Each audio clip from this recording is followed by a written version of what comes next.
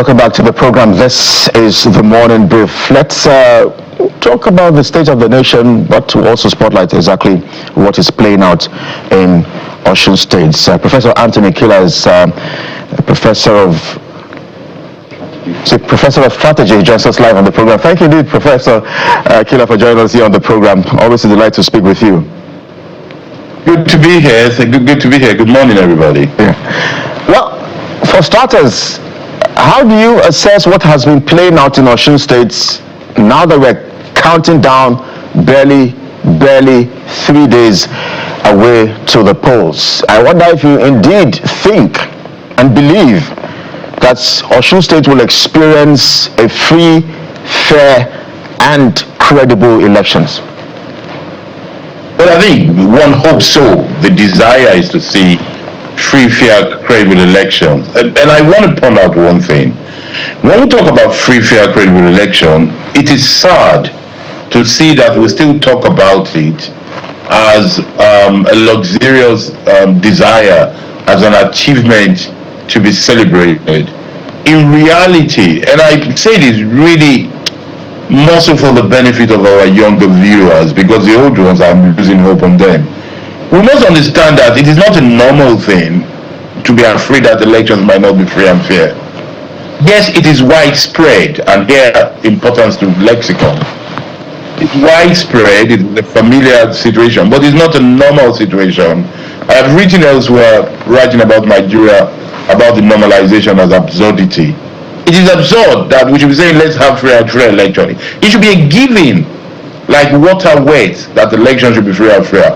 A society that cannot easily assume that elections will be free and fair is a society in trouble. I heard you talking to the police spokesman, and the gentleman, the poor man, was listing all the things they've deployed and what they hope to get. We're talking about election as if it's a war. It shouldn't be, and it's a sad state of affairs. But, you know, to your question, I don't know if we're going to get free and fair election. I do hope we get free and fair election.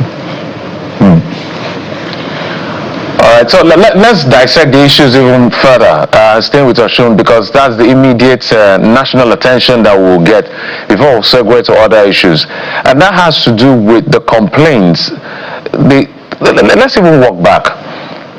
The issue around violence before election is very disturbing, and Osun State's one is particularly concerning. I think I was coming and I heard some reports saying that over 40 incidents, maybe 50 incidents, and about 29 deaths recorded, politically related deaths, in a state like Osun. So, Prof, when you hear those kinds of data and those kind of numbers and these things, what do you think is really the bone of contention here? We're not talking Lagos, we're not talking Abuja, we're not talking Rivers, with greatest respect. Well, thank you very much for thinking it's okay elsewhere. Let them not do it. No, I'm not saying it's okay. I'm talking about resources now. No, I see what you mean in terms of what are they going to share. No, just tells you that we're in a bad state, and we need to call it out. The way we talk about violence in election, we seem to discuss it as if it's a weather problem, earthquake, rain, or the wind blowing too much or too little. No, it is none of this. It is not organic. It is a group of people who, like you and I, sleep, wake up, or some of them go to bed late, and what they do is to plan violence so that they can grab power. We need to tell ourselves the truth that too many, one is too much, too many of those aspiring for office have some bones of crime in them. They have some affiliation with thuggery and violence. And this is wrong. It is morally wrong, and it is criminally wrong to be that way. The sociology that explains why people do this talk about desperation for power. Desperation for power, they explain in Nigerian context, is that people go to power not to serve, but to enjoy some kind of privileges in the office. I think we need to, from a criminal judicial point, I think we need to be very tough on electoral crimes, violent or non-violent crimes, which would include rigging and manipulation or vote buying or outright deploying of violence. From a sociological and perhaps structural point of view, I I think we need to start making public offices less attractive so that people will not feel the need. Nobody kills or buy votes to become a doctor or carpenter.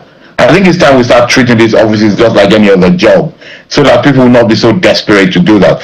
That is sociology and reform. In the meantime, I think we need to start criminalizing those who violate electoral laws, and we need to be serious on it. But I suspect it might not be possible because the people who are doing it are the people in power. So maybe we need to think outside governance of the day, and go to a more structural change, perhaps the constitutional reform along that line. Okay. Prof, maybe we'll come back to Osun State, as we said, because at the very beginning of the program we said, and on the platform, we're going to be touching base with Osun. But let's talk about other national issues, and one of which is the recent one, which some persons are now saying that the DSS should swoop in and call the cleric to order for questioning. I think it was at a ceremony, I think a wedding ceremony or so, where we saw, at least I saw, Governor of Kano State. I think I also saw Governor of Jigawa. I stand to be corrected. But a couple of governors on that chair, when the cleric was making statements about he's unapologetic about his support for a Muslim ticket, within his right to say whatever he wants to say, and he made some politically strong statement. But where got a lot of people very uncomfortable and condemned his statement was when he referred to Christians as infidel and said the Muslim ticket shows that the Muslims outnumber the Christians in the country. So some persons are saying the DSS should pick him up or should call him to question, all kinds of reaction. What do you make of this? I think two things. I think the statements of the cleric is garbage. I want to be very clear, and I want to be on record for saying that. I think those kind of statements should not have a place in a mature, democratic, decent society. I think it is not the place of the cleric to tell us how to vote. But I don't think it should be picked up. That said, I think we can express judgment on his statement. I think voters can express judgment on his statement. Opposition can express judgment. We can analyze, criticize, but I don't, just because he's saying Muslims are more, he likes Muslim ticket, and the other people, of course, there's a problem of religious people. If you don't believe in my faith, I think you're unfaithful. I think you're an infidel. It's not as grave as people make it. If you're a Christian and you are comfortable with your own religion, you should ignore this kind of thing. It really doesn't matter. What's that thing they say? This bones and stick can hurt me. Words of mouth cannot do that. It's not. I don't think it's that important. The DSS should be more preoccupied with people who are doing other things. I understand the concern if they say speech is inciting violence, but we should also defend the right of people to say what we don't agree with. At best, we can disparage it. If we go arresting everybody that says what we don't like, many of my students will be in jail. Well, Prof, the concern is for many Nigerians is the fact that as a nation, we've always been a very fragile nation. We're a very sensitive nation. We're a nation that, words mean a lot to us here. And so Nigerians, that concern is there, is the fact that we have a very fragile state. And so there are those who would argue, for instance, that if you turn the tables or switch gears and look at it from the other side, for instance, can a Christian ticket work in this country? Some would ask, so that's the concern, and that's why PFN, that's the Pentecostal Fellowship of Nigeria, they have kicked against it.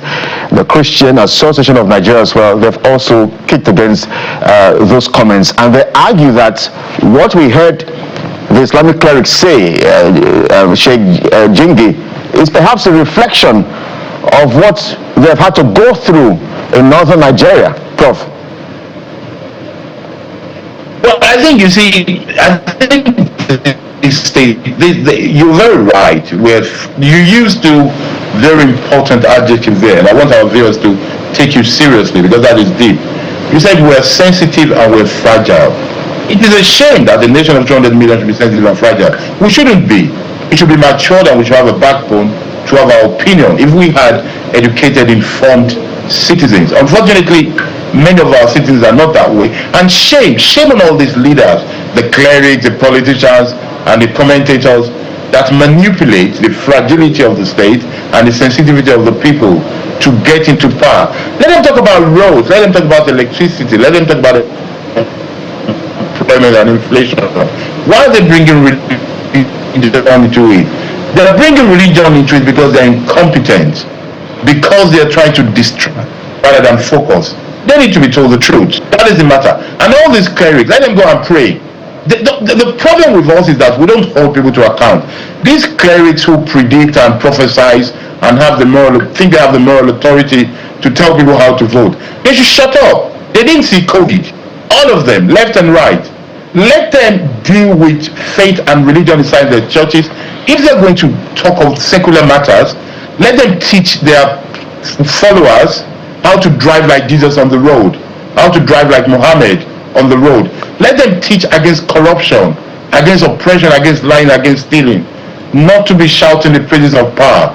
At some point, when we say accountability, leadership is not just political. At some point in this country, we need to start holding to account clerics, academics, parents, everybody, business people, if we want the society to work. Today's clerics, and I say so far to the clerics, they're not doing well for this country. We have a religious country, but the people do not behave in a righteous way, from leadership to followership, and I blame the religious leaders. I was also going to ask you to perhaps, if you have the chance to speak to the religious leaders, what would you be saying to them? Because on my way to work, I was just sharing with Jeff and earlier on the show that from the calls that were coming in, I could sense the anger, the resentments, perhaps from the Christian community. So if you're going to speak to those in leadership, the CANs, the PFNs, and of course all of the GOs and superintendents of big churches and all of that, I wonder what perhaps you'll be saying to them to say to their people and followers. I'm going to say to the clerics, less politics, more prayers. They should focus on theology and philosophy and stop interfering in politics. All the people, good and bad, left and right, at least all Nigerians. You look at Nigeria, you can never see any Nigerian leader who doesn't go to church or mosque, and yet they loot and they don't develop the country. Let the church, let the mosque focus on teaching people to be honest, to be decent, to be caring of each one another, to remember that they're all human beings. Let religion focus on humanity and accountability, and stay back from who to vote for. That's the whole point. That's what we need to. We need to separate church and mosque from state. Let them be philosophers, theologians, moral voices, not political campaign managers. And the people too, if you're a Christian, ignore it if they call you an infidel. Focus on your Jesus. If you're a Muslim and the Christians say you're not a Jesus worshipper, ignore it. Focus on your Muhammad. Yeah, I know, Prof, I know you have that outlier perspective on these issues. But let's segue from that to the elections. Now we are seeing conversations around the opposition. They had come together into the ADC. For whatever happened, they couldn't manage their interest. They are now split in 2 ways or 3 ways. We're hearing they may want to see how they can aggregate yet again, to see how they can give Bola Tinubu, our president, a run for his money. A bit of an analytics I would like you to do on this in terms of mapping. Is it late already in the day for what they are trying to do, or 24 hours is just a very long time in politics? Oh no, 24 hours is a long time in politics, and this is even more than 24 hours. This is weeks and months, so it is not too late. But we should be clear. I like to be clear about things, not to be nuanced about it. Why are they having this problem? Because they are selfish, egoistic, driven more than ambitions and purpose. Because they mount the podium and they say they are doing it to save their people. They say that they want to help Nigeria. It's not true. Their first reason is ambition. None of them is dull enough to understand that there can only be one candidate at a time on one particular party. So if they go together to go and join a party, they should know from day one that they need to think of a way to compromise and arrange to have a viable opposition. I have joined some group of people to tell them to talk together, because a democracy requires a vibrant opposition and a viable government. And because if government does not have a viable opposition, government is likely to fall in hubris. A government that is not threatened by opposition, that does not see his job or his position at stake, is likely to misbehave. But in this case, the opposition are not living up to their task of what we call elsewhere the crown opposition. They're not living to being leaders in waiting. They should know that their best option to serve the country is to provide a viable front. And their inability to do so speaks more, say a lot, about their ability to understand the country and to sacrifice. There are too many people in this country who are vying for leadership position who have made their ambition to be above purpose, who have made their personal desire to be above and one needs to call them to order to do that and to live up to that expectation. Opposition is a useful tool in a constitutional democracy. Actually, it's essential, more than useful. So to that extent, we have to hope they find a way. So you see, I say this thing, and it's very strange. People just assume that because I say this thing, I'm immediately on one side or the other. But I don't owe anybody apology for my vote, but I want to be held accountable to my analysis. My point is this: whether you're going to vote for APC or not, if you're a lover of democracy, you'll understand that a viable democracy institution requires a vibrant opposition. If you can't get that, then good luck to you. Electoral process is not a football match where you support your team blindly. The electoral process requires us to have lawful institution, demand accountability, insist on transparency, and demand the governance. And to do that, you need a viable opposition. Let's move from politics to the issue of governance and policy, which you're very strategic in. One of the things I've always said that this whole infighting and leadership tussle has denied all of us is the ability to probe and ask critical questions in terms of policy or alternative. But let's stay with the APC and the leadership of President Bola Tinubu. A few days ago, the chairman of the NRS, Zach Adediji, was on our sister program, and he made a strong push for the positive number from the macroeconomic end. Well, my own analytics, I looked at it, I said, okay, this seemed to be an aggregation bias based on cherry picking between the disconnects of macro and microeconomic disconnect in that sense. So what they do sometimes, if you bring the opposition, they play up the micro that is on the downside. If you bring the ruling party, they play up the macro that is on the upside. It feels to me that the president has done what he knows how to do best. This is how far he can go. It's just a waiting game. From your assessment, two questions in one. Is this the best the president can do in terms of management of our resources in the economy? And their explanations tenable, given the fact that there's no compounding effect to the macro element of things? Okay, so there are three elements there. One, you're very right about what you've said. There's a disconnect between macro and microeconomy. And of course, opposition will come and play up what doesn't work, which is the micro. And of course, government will come and play up what works, which is the macro. And this is where citizens should be careful. They should be careful to quote politicians, because politicians are self-interested. They're going to defend one position rather than look at the whole thing. So the situation we are now is that the macro is doing well, but the micro is struggling. People are struggling to pay their bills because the cost of production is high, because the cost of transportation is high, and because these two costs, and because the currency has lost value, because we are great importers, that loss of value affects all our prices. All these things put together make it difficult for people to pay their rent, their health fees, their education fees, because the schools are not working. They have to pay for education, no matter how poor they are. So all this constitutes a strain on the people.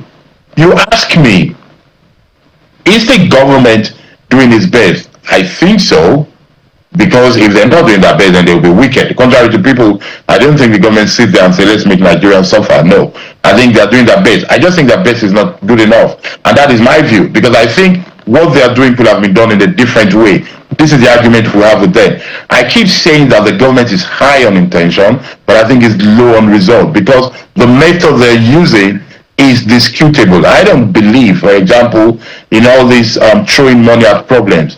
I believe in increasing supply and varying demand. A good example of that will be, for example, you vary demand by increasing the amount of public transport system, by increasing gas, and then you make refinery, and then you increase supply by investing on refineries. So that way, there is more petrol and diesel to be bought from the pump, and there are less people using it because they're using gas and public transport. So you vary demand, reduce it, and then you increase supply. That way prices will go down, not increasing wages. It's an ideological thing. And I really want to thank you, Jess, because while we're talking about religion and Muslim, and North and South, and it's my turn, your turn, we don't get time to go to the meat of governance. Look at the opposition. What exactly do they stand for? We don't know. That's the problem we have. Well, perhaps we'll give you more time to, speak to just how perhaps this government should be doing things a bit differently. But again, if you reflect on that interview, what has caught some Nigerians talk is the fact that the NRS boss, Zach Adedeji, said that the president eats once a day, the president walks to his office. He said Nigeria's economy is out of the woods. And then one would wonder perhaps if perhaps those in government understand the current realities of the average Nigerian or average Nigerian household, and how perhaps the pockets and account balances of Nigerians are currently. So I wonder perhaps if you think sometimes when these people go to power, they are surrounded by people who do not tell them the realities of the average Nigerian. But then again, the arguments brought from those in government is that structural reforms would take time for Nigerians to begin to see the benefit. But I wonder how much longer you think Nigerians can continue to hold on. I think three things. Number one is that, let me admit, I didn't see that the minister's full interview. But when I saw the headline that the president eats once a day and works for his office, my instinct was, who cares? That was my true instinct, I'll be honest with you. He walks to the office too. I mean, he walks to the office. He walks to the office because he lives near the office. I will walk to the office. My office is, I live in Astor Rock. What's the achievement in that? I mean, all these kind of things are distraction. But I guess his point is trying to make him as the president. And some people fall for it. Unfortunately, I'm a bad customer for them. I don't fall for those kind of things. And I suspect you don't either. Because so let's leave that aside. The other thing is people say this thing that maybe the government is cut off and the people surrounding them are not telling them the truth. Maybe not. I don't believe in blaming people surrounding anybody. I believe in going to number one. It is the duty of any president, any governor, any minister, any senator, assembly members that went out. The doctor did not prescribe it for you. If you went out to get nomination form, campaign for election, and you get nominated or you get elected, it is your duty to go beyond what people are telling you, to go and find out what is true. You must read reports. I am not in government, but because of my job, I go to the market, I go to my 12, I go to electoral, I go and see these things. I don't wait for assistants just to bring the research. I do, not every day, because some people are going to say they didn't see me last week now. I do once in a while. I'm sure the headline will be Professor Kila. Professor Kila goes to my 12 markets on a daily basis. Exactly. I didn't say I'm every day. But I do go and measure these things to pick up exactly what is going on. And I have my own index. I see the price of yam last week, this week, and not every week, at regular intervals. It is the duty of the people in power to read newspapers, to call for reports. Let's not blame people surrounding them. And if for any reason they become insulated from the reality, it is incompetence. That is indolence. There is no justification, and we need to call it out. There's another leg of this governance issue I want you to double down on for us, which has to do with subnationals. Now we want to go for state police. Brilliant idea, but there are concerns about guardrails and safeguard. The working group has called for memoranda. There's a website, nationalpolicing.com, for people to submit whatever it is they want to submit. to give the legislation as to make it as robust as possible, because they want to present the draft document to the president prior to presenting the bill before the National Assembly. But whenever we push on the federal government to say, where are the monies? What are you doing with the monies? They say what they can say, but they say, but more of the monies are at the subnational level. And this is where I would like your intervention, Prof. What else has to happen for us to have a clear distinction between executive and legislative arms in State House of Assembly? I think Nigeria, or our country, is one of the countries with one of the most inefficient subnational legislature. They are literally appendages of the governor. Whenever you see them have issues, is because there's a political fallout, not because of oversight duty. Because if we don't fix that, all of the screams and shouts is going to be a waste of time. Well, I totally agree with you with the last point, and I'll come back to it. Let me take it from where you started. State policing, fantastic idea. Let nobody say anything about it. Is it perfect? No. Will it face some hurdles, some difficulties? Yes. Are we able to resolve those things? Yes. There's a beautiful book coming out soon. I think it's on some shelves, written by Magnus Oyibe. Let me give him some plug in there. I wrote the foreword, so that can justify my mentioning it. It's about state policing, and I think it's worth looking at. So it's a good idea. You're very right about this jaundiced, unbalanced relationship between federal and state, and within state, the intra-relationship between executive and the legislative arm of government. Let us start from state and federal. They're getting more money. We all should be holding accountable. By we all, Jeff and the rest of your tribe, your media tribe, I blame you first. You should be at the forefront on putting spotlight on what's going on that state. Well, not blame you. I give you the responsibility. Let us share the responsibility. The media should lead us. The rest of us as citizens and observers and scholars should also pay attention to them. But let us go also to the president, who either out of graciousness or by law gave them the money. They should also discuss with them that the money we gave you last month, how far with it. Before giving them the money, they should even discuss that. What are your plans? What are you going to do with it? And perhaps publicize that. You shouldn't just give people money. Yes, they're adults, they are independent in their state. But if you are giving them our money because we're federal, there should be an idea of what for. There should be some kind of report on what they're doing. So I think we all share a collective responsibility on that. It's very funny. You, like many of the observers, bring to bear the problem between state legislative power and executive power. Yes, they're like appendages, but you see, there's something about us, and I don't know where we got it from. We like to look at sequence, and so we like to look at consequence without looking at sequence. I don't want to offend anybody, but I want our viewers to go to the pages of their state house of assemblies and do a quick search on those members of their state assembly. Look at their biography, look at their study, look at their life. You will see their trajectory. You will understand why they cannot do the kind of independent, backboned, verbal and strong House of Assembly that Jeff wants them to be. They cannot be, because most of them were just picked up. Most of them are related either to the governor or to the godfather of their state. Most of them are spouses, children, cousins of one commissioner, living past commissioner, serving commissioner, or one party leader. You cannot plant tomatoes and expect corn to grow. I think we need a serious rethink if you want to achieve what you want to say. What you were saying, Jeff, or otherwise, we just keep rubbing this thing and we don't face it seriously. I'm tired of doing that. If we want to be frank about this issue, we need to call names and surnames and say exactly what the situation is. The situation is that too many people in the State of House Assembly are there, they're choosing specifically because they won't rock the boat.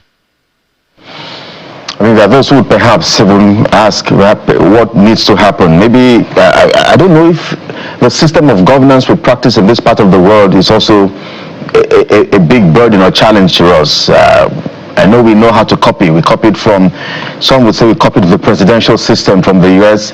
Some also say we took some sort of, parliamentary whatever from the UK and all of that. So there are those who also look at the system of governance we practice and to perhaps which we need to practice that will bring out indeed the best of democratic ideals for for Nigeria and Nigerians, and that's why they are afraid that this state police, if it gets into the hands of the governors, it's perhaps going to be abused, Prof. Look, anything that gets in Nigeria can be abused. Our problem is not the system we copy, that we don't copy to improve, we copy to corrupt. Truth be told, we're nearer to barbarism than to democracy. We're nearer to, godfatherism, barbarism than to democracy itself. And what we need to do is to really, really be dedicated to making things work. What we need to do is to remind ourselves that democracy has a price, and it is vigilance. Citizens should be citizens. If you can read and write, if you can analyze things by yourself, I want you today to be a campaign manager. You need to, in the sense that if you can read and write and you can understand things that are going on and you know what is right and what is wrong, you need to not go out in the street. Just identify some 20 people and try to influence their votes. Part of our problem is the application of leadership. The only leaders we recognize tend to be political leaders, although clerics are doing well now themselves. We need to understand the middle power, as we call it in diplomacy. Headmasters, family heads. Everybody needs to start playing a part to make the system work. Well, Prof, we have to leave it here. One thing I've learned from you this morning is that there's babaism. Yes. I think Nigerians will remember that. But thank you indeed for your insights on the program as always. Professor Anthony Kila is a professor of strategy and development. Thank you indeed as always for your time. Thank you for having me.